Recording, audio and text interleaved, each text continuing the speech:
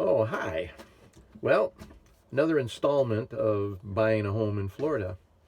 We have been here now 1 year, one full year. And again, now we're in the great weather. It's beautiful, 80 degrees, no humidity, nice breeze. It gets cool in the mornings. It's just, you can't beat it. It's just a fantastic. If you're way up north fighting snow and ice, you're not going to have that problem here. This is just a beautiful place. Now we live in the Panhandle, so we're a little more north of all the heat and humidity, and so it's actually been very tolerable. And some of the locals have told us that this year was a pretty hot year actually, and the weather was a little warmer than normal. So okay, we can handle a couple of months of hot weather, not a big deal. But now, I mean, it's perfect. And so, it aside of that, I thought I better mention a couple things that were a surprise to us when we bought our house. And that is the property tax and some of the fine print, the details, and you probably really want to pay attention. The first thing that I want you to understand is when you buy a home in Florida, the prices have been inflated.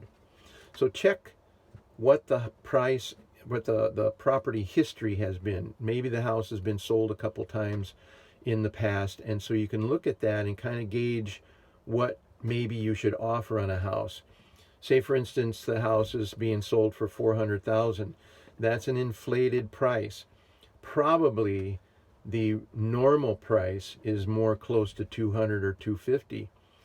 And so you really have to watch and so make an offer that is a lot lower than what that person wants, what they're listing it for, because they're trying to get as big a price as they can. Now, the other thing is that we ran into is inspection, and really get a good inspection on the house. They have a normal 3-point or 4-point inspection. That's great as an initial inspection, but you really want to inspect the house more detailed than that. Check the air conditioning really well, because a lot of times the air conditioning is older and it is going to go out. So make kind of allowance for that. Also, septic system. If you have a septic system, demand that they pump it. We had to do it when we moved from our house, and they'll talk about, well, there could be damage to the lids or whatever, but don't let that stop you. It's really not a big deal. We had to get ours pumped here, and the guy came in and he fixed it all. I mean, he did it. It's very expensive. That's probably why they don't want to do it, but it needs to be done so that you come into a house that's good. And if it's a well, have the water tested. It doesn't cost that much, and they should have it tested. You shouldn't have to worry about that. So anyways, those are things that you should be aware of. But also, there's a little secret thing. In Florida, they have, the homestead credit, which is well announced or well advertised. And that homestead credit is $50,000. What you don't hear about is the Save Our Homes policy or program. And that is where money accumulates into an account of the house to where it reduces your property value as well. But when you buy the house, you lose it. Okay? If you live in Florida and you buy in a house in Florida, that Save Our Homes will go with you. But if you come from another state and you buy new here, or a used house, whatever, that will disappear. There was 46,000 in the account that when we bought this house, and it's back into the system. And ours starts out at a big 0. Okay? So that will not help you, and your property tax will probably be reassessed when you buy the house. In other words, here's what happened to us. Our property value was $29,000 when we bought the house, but they reassessed it and doubled it to $61,000. So the property value went to $61,000. So here's how it works in Florida. When you buy the house, and we'll use some hypothetical numbers, say you paid $300,000 for the house. So that $300,000, the assessor will take that, and they won't come out and inspect your land. Probably you could demand that they do that if you want to, but they're probably going to assess your land for way more anyways. So here's what they do then. $300,000, they take 85% of that, and that's what your property value will end up being. So that's right around $200,000. Okay, so $300,000 you bought it for, they're going to assess you at $200,000. Now, since you don't have the Save Our Homes program like we don't, then you are going to only get the homestead. And by the way, file for that as soon as you buy the house, because it's due to be filed in March of the year that of that year. So if you buy a house, say in June or July, you're going to have to wait until March the following year just to make sure you beat the deadline, get it in before March, and apply for that. And people are very helpful, so they'll help you do everything that you need to do. So you get the $50,000. That's going to knock it down your $200,000 to $150,000, and that's okay, not terrible bad, but taxes are fairly high in Florida, so you'll get hit pretty hard the first year. We have.